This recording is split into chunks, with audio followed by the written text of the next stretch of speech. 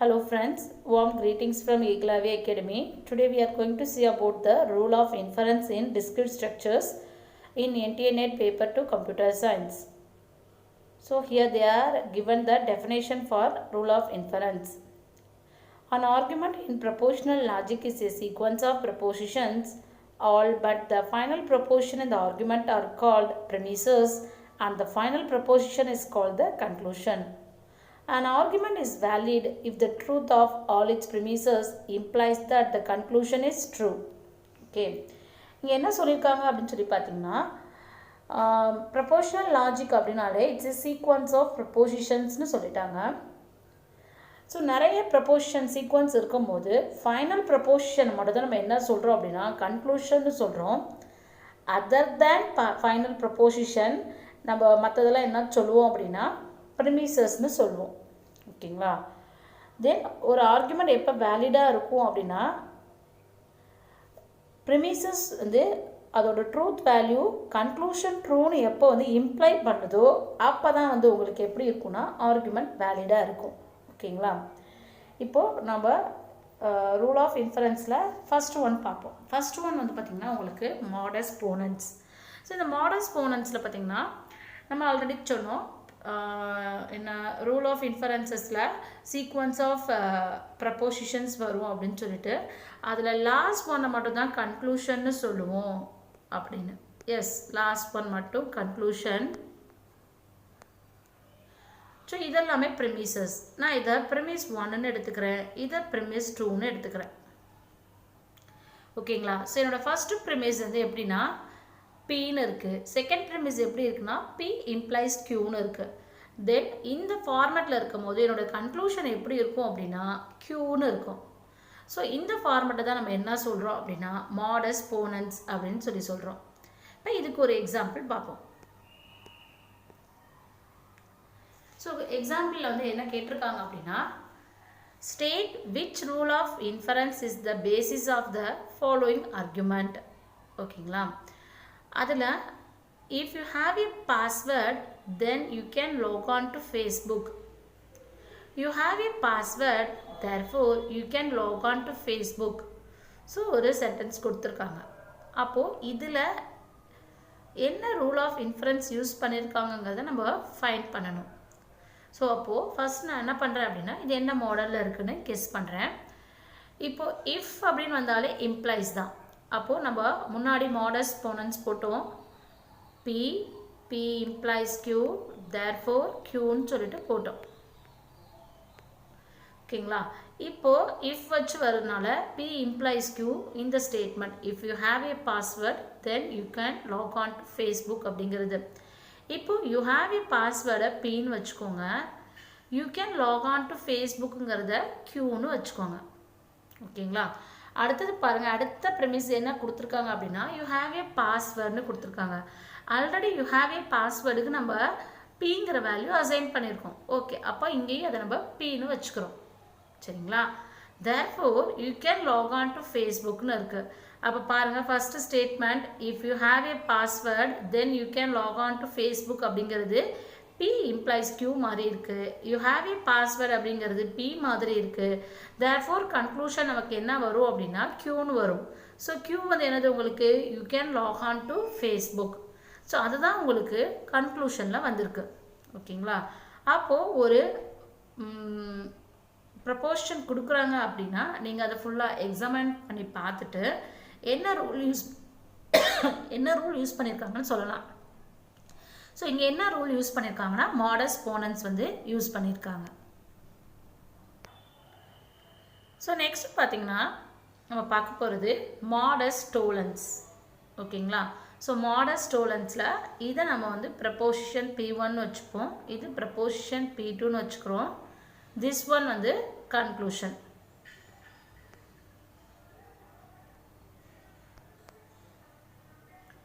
So P1 என்ன சொல்லுது அப்படின்னா P implies Q அப்படின்னு சொல்லுது.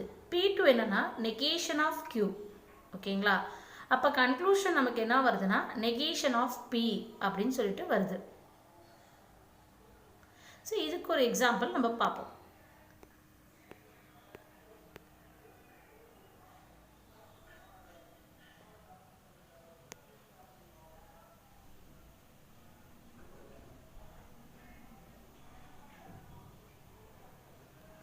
ஸோ அந்த மாடஸ்ட் டோலன்ஸோட ரூல்ஸ் எழுதுகிறோம்.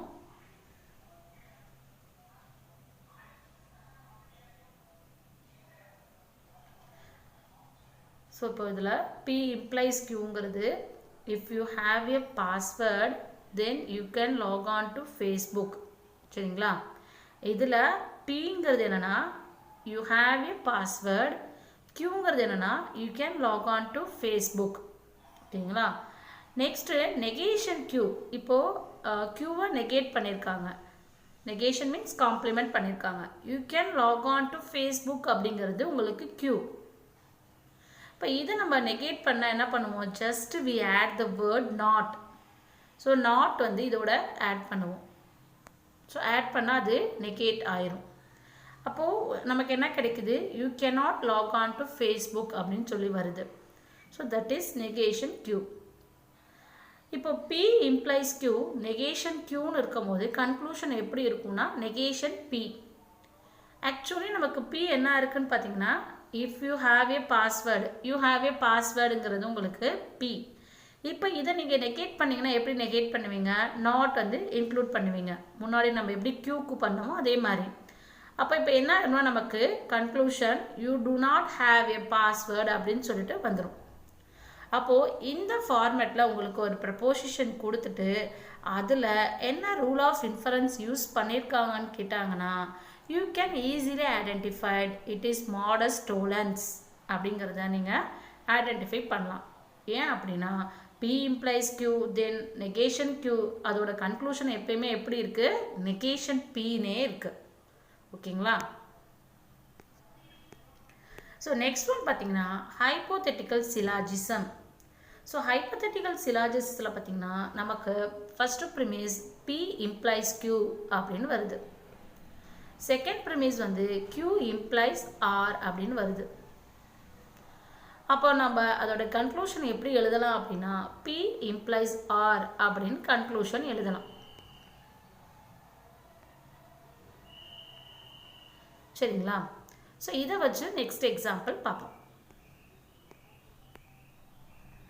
ஸோ எக்ஸாம்பிள் என்ன கேட்டிருக்காங்கன்னா state which rule of inference is the basis of the following argument. If it rains today, then we will not have a barbecue today. Okay, next, if we do not have a barbecue today, then we will have a barbecue tomorrow. Therefore, if it rains today, then we will have a barbecue tomorrow. So already நம்ம பார்த்தோம் hypothetical syllogism எப்படி இருக்குன்னா P implies Q, Q implies R, then P implies R. ஓகேங்களா? இப்போ இதில் வந்து first statement எடுத்துக்கோங்க. if it rains today, then we will not have a barbecue today அப்படிங்கிறதுல இந்த it rains today அப்படிங்கிறத நீங்கள் Pன்னு எடுத்துப்பீங்க. we will not have a barbecue அதை Qன்னு எடுத்துப்பீங்க. ஓகேங்களா? எடுத்ததுக்கு அப்புறமேட்டுக்கு நெக்ஸ்ட் லைனில் பாருங்கள் if we do not have a barbecue today, so அதை அகைன் நீங்கள் என்ன எடுத்துப்பீங்கன்னா அகைன் நம்ம வந்து Qன்னு தான் எடுத்துப்போம். ஏன்னா முன்னாடி நம்ம we do not have a barbecue today வந்து Qக்கு தான் அசைன் பண்ணியிருந்தோம். ஓகேங்களா?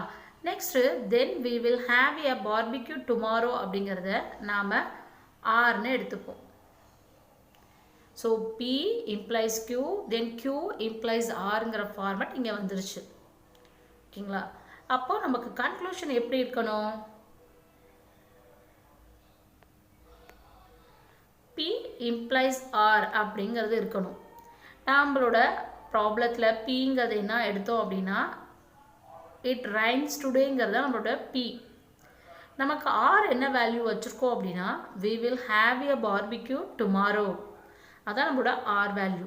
அப்போ பாருங்கள் நமக்கு இந்த ஃபார்மேட் வந்துருச்சு. P implies Rங்கிறது கன்க்ளூஷனில். அப்போது இந்த மாதிரி சம்ஸ் கேட்டாங்க அப்படின்னா நம்ம சொல்லலாம் இங்கே என்ன மாதிரி ரூல் ஆஃப் இன்ஃபரன்ஸ் யூஸ் பண்ணியிருக்காங்க அப்படின்னு. ஸோ என்ன மாதிரி ரூல் ஆஃப் இன்ஃபரன்ஸ் யூஸ் பண்ணியிருக்காங்க அப்படின்னா ஹைப்போதெட்டிக்கல் சிலாஜிசம் யூஸ் பண்ணியிருக்காங்க. சரிங்களா? அடுத்தது நாம் நெக்ஸ்ட்டு இன்ஃபரன்ஸ் போகிறோம். நெக்ஸ்ட்டு இன்ஃபரன்ஸ் பார்த்திங்கன்னா அடிஷன். ஸோ இங்கே பார்த்திங்கன்னா ஒன்லி ஒன் ப்ரிமிஸ் மட்டும்தான் இன்வால்வ் ஆகிருக்கும். ஓகேங்களா? அதுக்கப்புறம் கன்க்ளூஷன் வந்துடும்.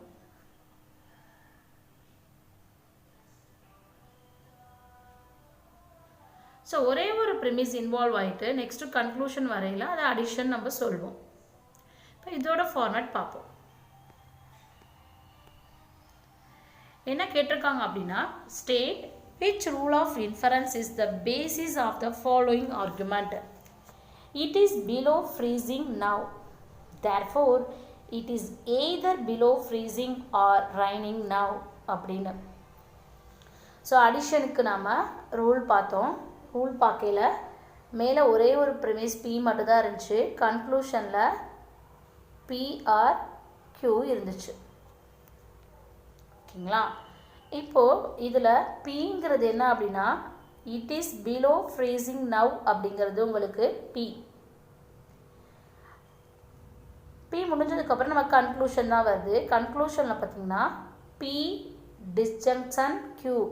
Disjunction means or. ஓகேங்களா? பிஆர்கியூ அப்படின்னு வருது. ஸோ பிஆர்கியூன்னு வரையில் பியோட வேல்யூ என்ன? It is below freezing now. ஓகேங்களா? அப்போது இந்த இடத்துல நம்ம ஆர் வைக்கையில் நம்ம எப்படி எழுதுவோம்னா எய்தர் டைப்பில் நமக்கு கன்க்ளூஷன் இருக்கும். அப்போது it is either below freezing or raining now அப்படின்னு எழுதணும். ஸோ இந்த ஃபார்மேட்டில் உங்களுக்கு ப்ரப்போசிஷன் கொடுத்துருக்காங்க அப்படின்னா நீங்கள் இங்கே யூஸ் பண்ணியிருக்க ரூல் ஆஃப் இன்ஃபரன்ஸ் அடிஷன்னு நீங்கள் சொல்லலாம்.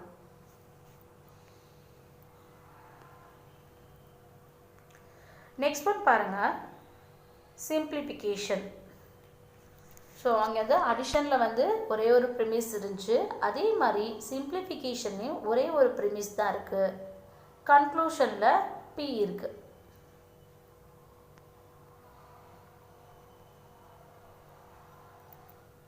ஸோ இதை நம்ம சிம்பிளிஃபிகேஷன்னு சொல்கிறோம். மேலே வந்து பி அண்டு கியூன்னு இருக்குது. பி கன்ஜெக்ஷன் கியூன்னு சொல்லலாம், இல்லை பி அண்டு கியூன்னு சொல்லலாம். கன்க்ளூஷனில் பி மட்டும் வந்திருக்கு.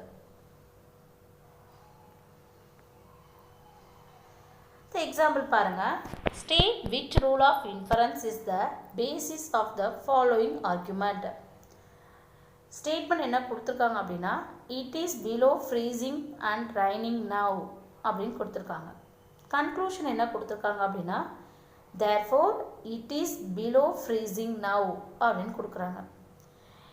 இப்போ இதில் it is below freezing and raining nowன்னு இருக்கனால இதை நம்ம P and Qன்னு எடுத்துக்கலாம். ஓகேங்களா? ஸோ P and Q மாடலில் உங்களுக்கு ப்ரப்போசிஷன் கொடுத்துருக்காங்க அப்படின்னா கன்க்ளூஷன் எப்படி வரும்னு பார்த்தோம். உங்களுக்கு Pன்னு வரும். ஓகேங்களா? அப்போது P அண்டு Q கன்க்ளூஷனில் P வந்துச்சு அப்படின்னா இங்கே என்ன மாதிரி ரூல் ஆஃப் இன்ஃபரன்ஸ் யூஸ் பண்ணியிருக்காங்கன்னு சொல்லலாம் அப்படின்னா சிம்பிளிஃபிகேஷன் யூஸ் பண்ணியிருக்காங்க. ஓகேங்களா?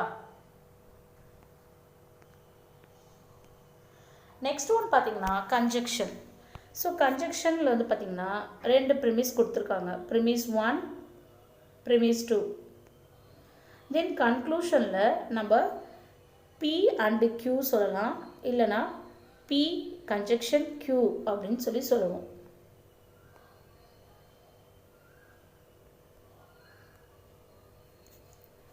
இப்போ இதுக்கு எக்ஸாம்பிள் பார்ப்போம். எக்ஸாம்பிள் என்ன சொல்லியிருக்காங்க அப்படின்னா, he studies very hard. He is the best boy in the class. Therefore, he studies very hard and he is the best boy in the class. So நாம் இப்போ பார்த்தோம் கன்ஜெக்ஷனுக்கு எப்படி ஃபார்மேட் இருக்கும் அப்படின்னா P அப்புறம் Q அதுக்கப்புறம் கன்க்ளூஷன் P அண்டு Q மாடலில் இருக்குன்னு. இப்போ இங்கே Pங்கிறது என்னென்னா he studies very hard அப்படிங்கிறது P. he is the best boy in the class அப்படிங்கிறது Qவோட வேல்யூ. தென் நம்ம என்ன பண்ணுறோம் அப்படின்னா இந்த ரெண்டு ஸ்டேட்மெண்ட்டையும் அண்ட் ஆப்ரேட்டர் யூஸ் பண்ணி கன்கார்டினேட் பண்ணுறோம். இட் மீன்ஸ் கன்ஜெக்ஷன் பண்ணுறோம். அப்போது உங்களுக்கு கன்க்ளூஷன் எப்படி வருதுன்னா he studies very hard and he is the best boy in the class. சரிங்களா? ஸோ அப்போ நம்ம இங்கே என்ன ரூல் ஆஃப் இன்ஃபரன்ஸ் யூஸ் பண்ணியிருக்காங்கன்னு சொல்லலாம் அப்படின்னா கன்ஜெக்ஷன் யூஸ் பண்ணியிருக்காங்கன்னு சொல்லலாம்.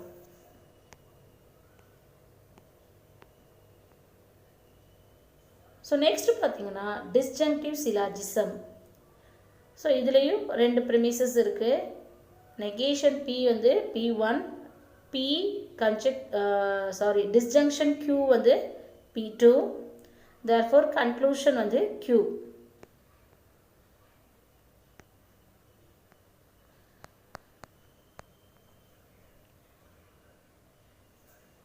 ஓகேங்களா? இப்போ இதுக்கு நம்ம பார்க்குறோம்.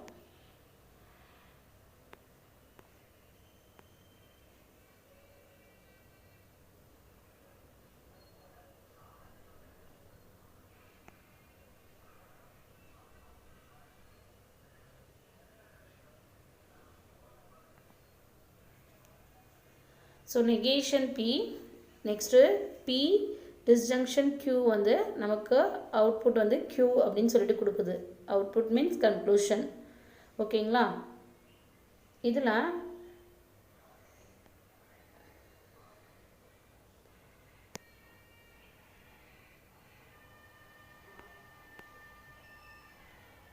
இதில் பாருங்கள்,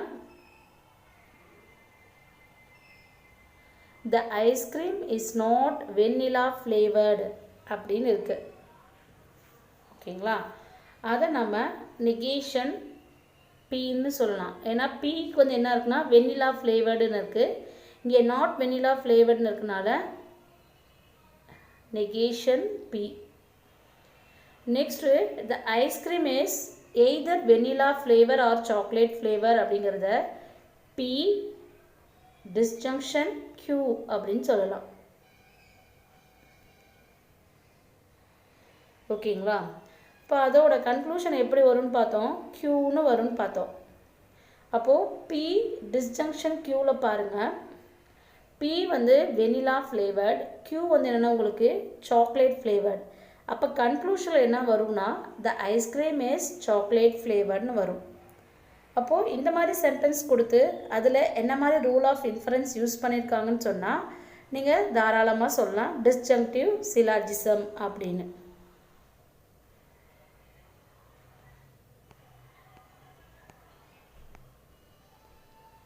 தேங்க்யூ ஃப்ரெண்ட்ஸ். இப்போது சொன்ன வரைக்கும் உங்களுக்கு ரூல் ஆஃப் இன்ஃபரன்ஸ் புரிஞ்சிருக்குன்னு நினைக்கிறேன். தேங்க்யூ.